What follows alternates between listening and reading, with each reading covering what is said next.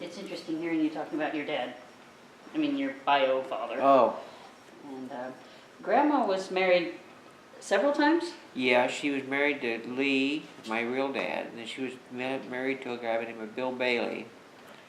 And he was just a playboy. I mean, the guy had no responsibility. He was a really nice guy, but he had no responsibilities at all in life. And she was only married to him for about a year. And then she ultimately married Bill.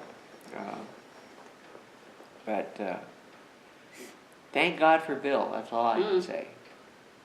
I think we can all say that. Yeah. Well, he had so many things that he told me that were such truisms that I've lived with all my life. Like, always pay more than your share. Nobody will ever remember. But if you don't, Nobody will ever forget. and like one time we were in a restaurant and something wasn't right, and I started to give the waitress some crap about it. He said, "Don't ever do that. Call the manager." She just worked him, but he was. I think the thing is amazing. He did what he didn't have to do. That makes it more special. But he and I were like that. We were really buddies. We never did anything together. One time I can remember we went to drag racing. It's the only time he and I ever did anything fun. But when we had the harvesters, you know, we had a .22 pistol, and we'd go out and sleep in the fields with the harvesters to protect them for vandals. And those were big nights, you know. And I worked on the harvesters. I didn't really work. I was on the harvesters. And it's really filthy, dirty work. And you wear goggles and you get all dirty and you're a mess. But to go into the restaurants with the guys, you know, you felt like it's really important. I'm sorry. What was he like before he got sick? I mean, I never heard his voice when it wasn't stricken by Parkinson's. What did he sound like? What, you know? Oh, he was a powerful man. And it wasn't a deep booming voice, but he had a powerful voice. But I remember one time there was a kid by the name of Johnny Coletti who was dating my sister. And you know Bill, when he was a barrel of a man. Johnny Coletti's over at our house one day, in the old house. He's bouncing around. "Come on, Bill, let's go a couple rounds. Let's go a couple rounds." Bill picked him up and pressed him up against the ceiling. This kid was about 6'1", about 180, you know. And one time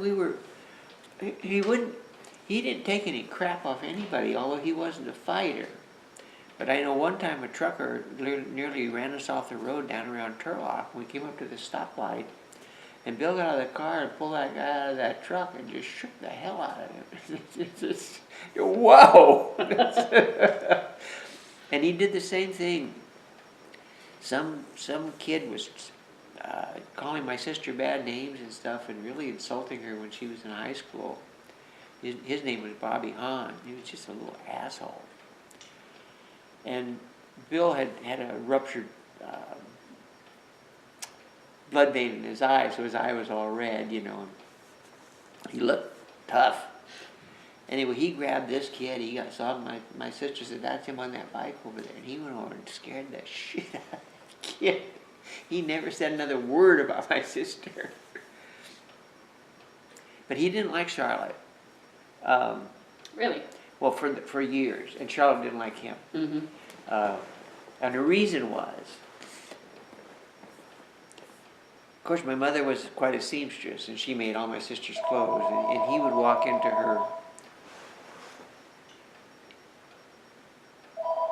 It'll ring just a second. It'll ring through once more, I think.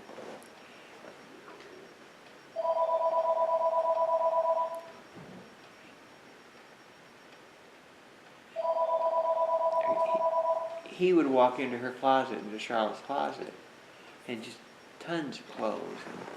And, he would just shake his head like, I can't believe this. I can't believe this. And my sister was going to dances, and he didn't approve of it. But my mother would let her sneak out and give her money to go places. And then, of course, he'd find out, and all hell would break loose. And I always found with Bill, just like when my mom came home and he had me marching with that rifle for 4 hours, she interceded, and I said, no, this is between he and I, because it goes much smoother this way. Mm-hmm. And the same way with money. Like when I was going to school, I didn't have to work after school as long as I was studying. But every now and then he'd say, and we weren't rich, but every now and then he'd give me $50. But he wouldn't give me any more. I mean that was, you didn't know if you'd ever get another $50 or $5. But the next day he might say, Doc, here's $50. So, well, you gave me $50. I said, well, it's not bad to have a little money in your pocket. But there might be again. But anytime I ask him for something straight up between he and I, that wasn't a problem. But my sister and he just clashed because my mother was it was an interloper, and he hated that. Later on, my sister and he became very fond of each other. She took care of him with my mom. Right. But she also changed. I mean, she matured over the years. And the other thing that she had a lot of, she was married to this guy in the Army, Joe Armstrong.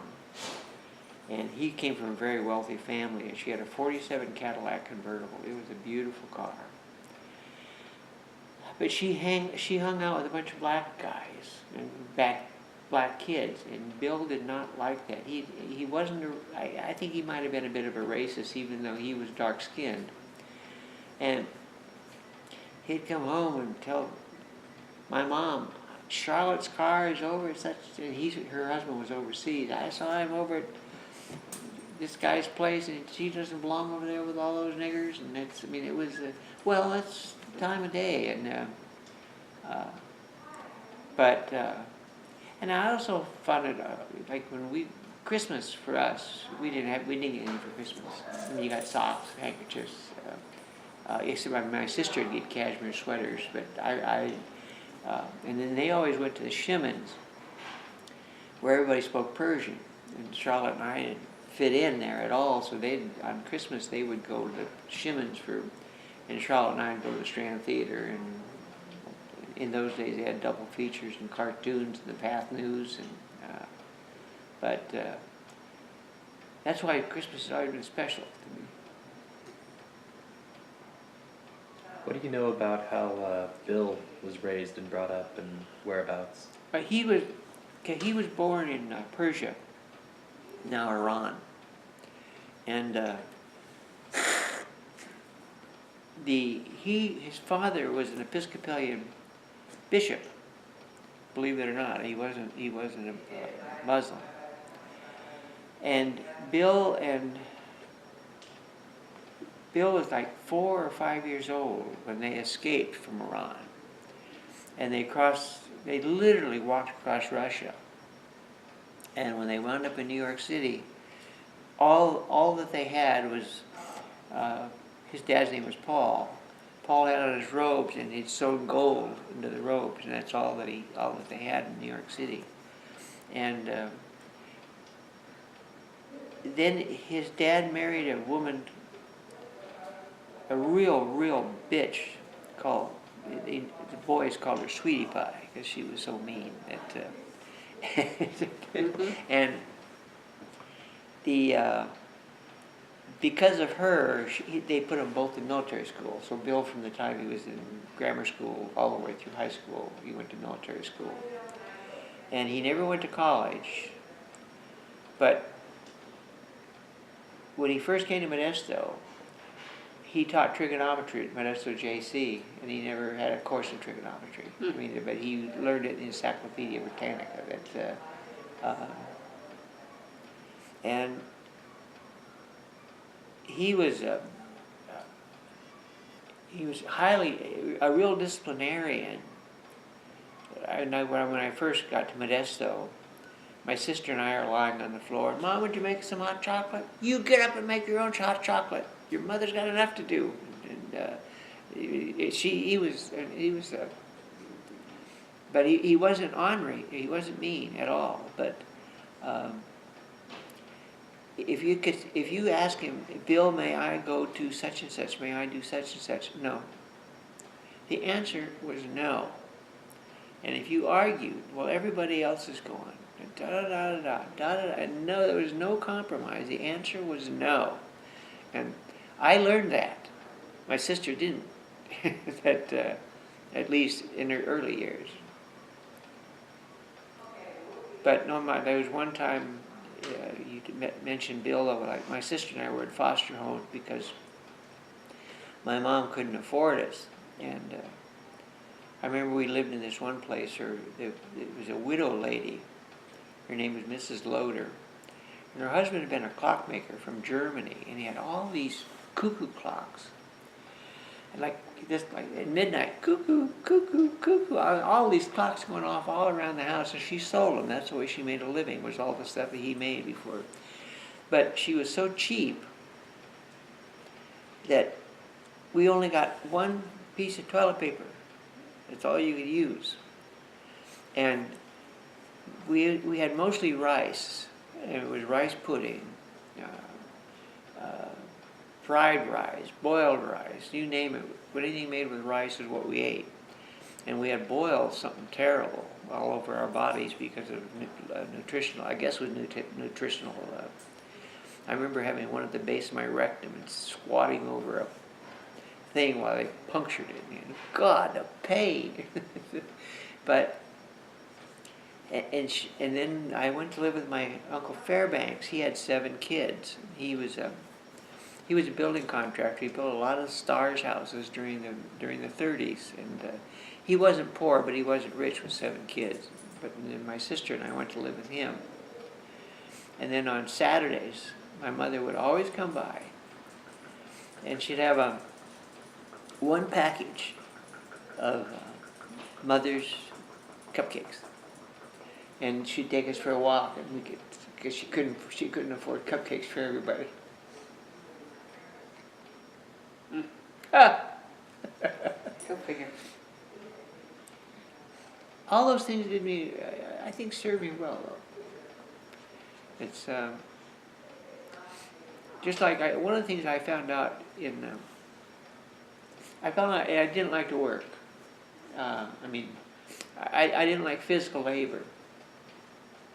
And while I was in the Navy, I'd planned on going back to school, and I had 2 years of college, and because I had 2 years of college, I had every posh job in the Navy because I could read, write, and chew gum, and it's all these officers learned that they could rely on me to become, like when I was in boot camp, I was in the color guard, and that was really kind of special because I had a bicycle, and when you're in boot camp, you can't go anywhere without a walking chit. Well, because I was in the color guard, I had a permanent walking chit. I could get on my bicycle, and the store was called the Geeduk Stand, where you get hot dogs and candy bars and all that kind of stuff, pogey bait, and so the other guys would pay me to take my bicycle down and get contraband that they couldn't get themselves. But then in Hawaii, I went back to Hickam Field. I served my 2 years at Hickam, oddly, and I was an aviation machinist mate.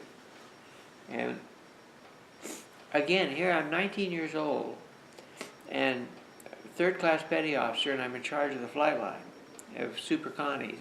I had 16 Super Connies that I was responsible for. And one of my jobs was to taxi the planes over that were leaving from, they'd leave in from Honolulu International, which is also part of Hickam. And you can't think how important you are when you're 19 years old. You taxi this. I wouldn't let these guys in my car, much less the airplane. But I discovered I didn't like working from 12 to 12 o'clock to 4. I'm not going to do this. I'm going to go back to school, and I'm going to go to Cal. So I went over to Cal, and I enrolled.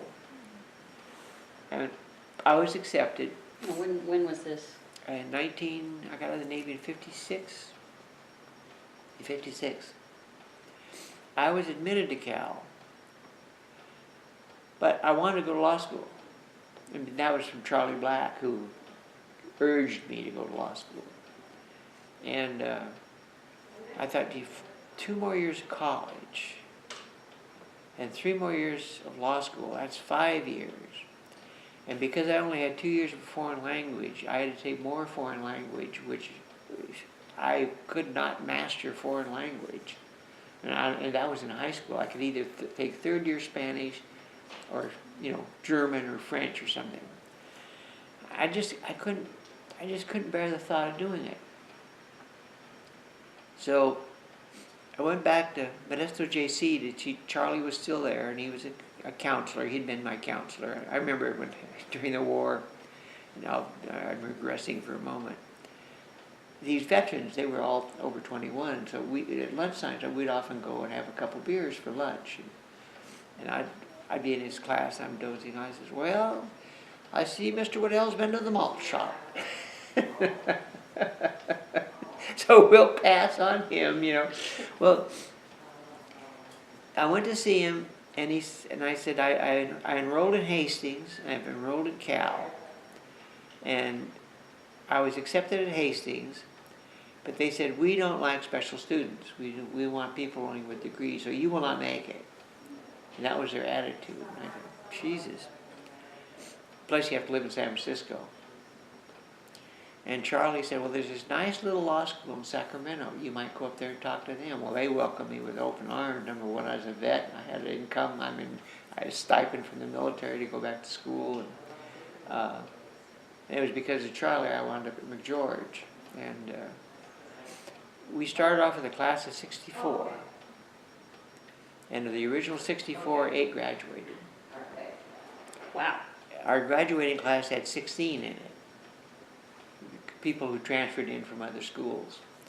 And when I took the bar, all 8 of the original passed the bar. And all 8 of the others did not. Which was incredible. Yeah, McGeorge had the highest pass rate in the state. And I remember I was now a lawyer, and I was down in San Francisco, and I was with Dean Shaver and the dean of Stanford. And our rooms were next door. The alumni rooms were next to each other. And the dean of Stanford was telling Gordon, he says, you have a nice little law school up there in Sacramento, but you ought to really use more on academics and not so much on preparing people for the bar. And we were number 1 on the bar for about 5 years in a row, which is tough. And so this one year I'm with him, and Stanford beat us. They were 98%, and I think we had a couple failures. And Gordon Shaver says, you have a nice little law school down there at Palo Alto, but you got to do more with academics and not so much on passing the bar. Yeah, law school that was a tough time too. Your mother and I were very poor. Well, we were very poor everywhere we were. About the only place we could really live was Oklahoma. When I was in the Navy there. And that guy in Oklahoma, we had an apartment. And we came home for 2 weeks, Christmas leave. And we come back, and I go up to pay the rent, and he's only charged me for 2 weeks. He said, well, you weren't here.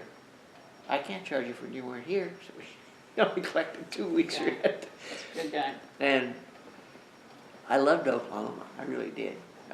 The people there were so nice. And it was, very inexpensive compared to living. When we got to Hawaii, I had a job at Waikiki Shell Service Station. And the job I had in the Navy, I went to work at 3:30 at night and got off at 7:30 in the morning. And then I was off for 2.5 days. And then Saturday I'd go in at 8 in the morning and work till Sunday morning. The same way with Sunday, you work 24 hours. So So I had a job at Waikiki Shell Service Station, and I hate to say it, I was getting 90 cents an hour there. And we could park 55 cars in our parking, and there was a big restaurant called Laui Chai's, Chinese restaurant. And to the Chinese, the 1st, the 11th, the 21st, 31st are all lucky days. So we'd have weddings, and there might be 2 or 3 weddings. We might fill that parking lot up 3 or 4 times over a period of a day, and it was $1 to park your car. And I was the manager of the service station, and Fred, the owner, the minute I got there, he'd take off. And then, like the next day, I'm coming in, he says, we were $4 short last night, Bill. Fred, I know there's a calculator on that cash register. If I'm going to take the money, I'm never going to put it in the cash register and take it out. So when we entered the parking, a lot of times we'd put $20, $30 in there and wouldn't ring it up. We were $30 over, yes, but he's not paying taxes on that $30. But I will tell you, there were many times that not every dollar got into the cash register or to Fred. And your mother and I'd get off work, usually about 10 o'clock at night at the service station. And there was a place called Cow Corner. It was a big drive-in restaurant. We'd go down there and have onion rings and hamburgers. Oh my, that was such a treat. And Wendy was born in, well, hang on, let's start that conversation in a second. About 5